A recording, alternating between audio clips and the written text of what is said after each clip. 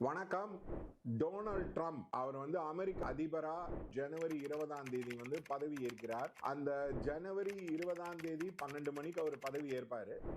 அது கிட்டத்தட்ட மேஷ லக்னத்துல பதவி ஏற்பார். மேஷ லக்னத்துல 4ஆம் வீட்டுல செவ்வாய் நீச்சம். அதே மாதிரி செவ்வாய் தசை ஆரம்பம். சந்திரன் கேதுவோட 6ஆம் வீட்டுல இருக்கு. 12ஆம் வீட்டுல அதாவது மீனத்துல ராகு இருக்கு. கன்னியில சந்திரன் கேது இருக்கு. அது தவிர புதன் சூரியன் 10ஆம் வீட்டுல இருக்கு. 11ஆம் வீட்டுல சனி சுக்கிரன் இருக்கு. அது தவிர குரு அவருக்கு 2ஆம் வீட்டுல இருக்கு. ஃபர்ஸ்ட் டொனால்ட் ட்ரம்போட பதவி காலத்துல அமெரிக்கா எக்கானமி திருப்பியும் பெரிய ரிவைவலை சந்திக்கும்.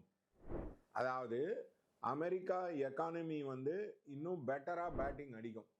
இப்போ ஜோ பைடன் காலத்துல அந்த அமெரிக்கா எக்கானமி அந்த அளவுக்கு பர்ஃபார்ம் பண்ணல. அதனால ஜோ பைடன் காலத்தை விட டொனால்ட் ட்ரம்போடைய அவருடைய பதவி காலத்துல 11ஆம் வீட்டுல 11ஆம் அதிபதி சுக்கிரன் 11ஆம் அதிபதி கூட சேர்ந்து இருக்கிறது. 2 குடைவன் 11 குடைவன் ஒன்னா சேர்ந்து இருக்கிறதுனால அவருடைய பதவி காலத்துல டொனால்ட் ட்ரம்போட ஒரு 4 வருஷ பதவி காலத்துல அமெரிக்கா எக்கனாமிக்கலா நல்லா வரும். அதாவது இந்த ரிசெஷனு, இந்த ரொம்ப ப்ராப்ளமேட்டிக்கா விலைவாசி உயர்வு, அதை எல்லாத்தையும் அவரால் ரொம்ப நல்லா கண்ட்ரோல் பண்ண முடியும். இரண்டாவது விஷயம் அவருக்கு 2ல குரு இருக்கு. அந்த 2 குடைவன் 11ஆம் வீட்டுல இருப்பவர். இவர் முன்ன மாதிரி, அதாவது முன்ன பிரசிடென்சில கண்ணாபின்னான்னு பேசுறது, தூக்கி போட்டு பேசுறது, எல்லா மீடியா அவுட்லெட்டை ஒரு மாதிரி அவமானப்படுத்துறது, அசிங்கப்படுத்துறது, அந்த மாதிரி அவர் பேசுறதுன்றது இது இருக்காது. இந்த வாட்டி அவருக்கு கொஞ்சம் ரிலேஷன்ஷிப் ரொம்ப ஃப்ரெண்ட்லியா வச்சுப்பாரு. அவர் ரிலேஷன்ஷிப் கொஞ்சம் பெட்டர்மெண்டா வச்சுப்பார். இதுக்கு அடுத்தது செவ்வாய் திசையில ஆரம்பிக்கிறதுனால அந்த வார் சம்பந்தப்பட்ட விஷயத்த அவர் இமீடியட்டா வித்ட்ரா பண்ணுவாரான்றது கொஞ்சம் சந்தேகம். இஸ்ரேலுக்கான வாரை அவர் கண்டினியூவா சப்போர்ட் பண்ணுவாரு. இஸ்ரேல், பாலஸ்தீனியன், ஈரான், ஹிஸ்புல்லா, அந்த லெபனன், அந்த வார அவர் ரொம்ப கை வைப்பாரா அப்படின்றது மிகவும் சந்தேகத்துக்குரியது. அந்த வார் கண்டினியூ ஆகும். அதே மாதிரி யுக்ரைனுக்கும் ரஷ்யாவுக்கும் இருக்கக்கூடிய வாரு, அந்த வாரை அவர் ஸ்லைட்டா வித்ட்ரா பண்ண பார்ப்பார். அவர் அந்த அளவுக்கு அதுக்கு சப்போர்ட்டிவா இருப்பாரான்றது மிகப்பெரிய சந்தேகம். அதே மாதிரி 4 குடைவன் 6ஆம் வீட்டுல இருக்கிறதுனால ஃப்ளட்ஸு, சந்திரனா இருக்கிறதுனால அந்த சீல இருக்கக்கூடிய ப்ராப்ளங்கள், மழை, வெள்ளம், புயல், அதனால வாழ்க்கை பாதிப்பு அடையக்கூடியது, அந்த மாதிரி விஷயங்கள் டொனால்ட் ட்ரம்ப் ஆட்சி காலத்துல நடக்கும். அதே மாதிரி 5 குடைவன் 10ஆம் வீட்டுல இருக்கிறதுனால அவருக்கு நல்ல பேர் தான் கிடைக்கும்.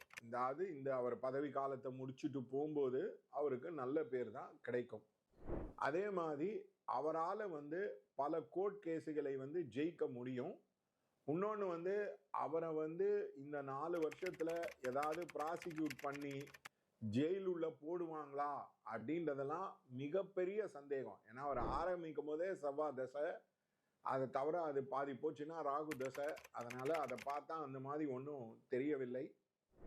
இன்னொன்று அவர் இந்த எஜுகேஷன் சம்பந்தப்பட்ட விஷயத்துல மாற்றம் எடுத்துட்டு வருவார். ஏன்னா 5 குடைவன் 10ஆம் வீடு, புதன் 10 குடைவன். இந்தியா கூட ரிலேஷன்ஷிப் ரொம்ப பாசிட்டிவா தான் இருக்கும். அதே மாதிரி பங்களாதேஷை அவர் மாத்தி அமைப்பாரு, ஷேக் ஹசீனாவை உள்ள எடுத்துட்டு வருவாருன்னு சொல்றதெல்லாம் அந்த மாதிரி அவர் செய்வாரான்றது அவருடைய ஹாரோஸ்கோப்லேருந்து மிகவும் சந்தேகம். சனி வீட்டில் இருக்கிறதுனால அவருக்கும் நரேந்திர மோடிக்கும் ஓரளவு நல்ல ராப்போ இருக்கும். அதனால இந்த ஆட்சி காலத்தில் அவருக்கு நல்லா இருக்கும்.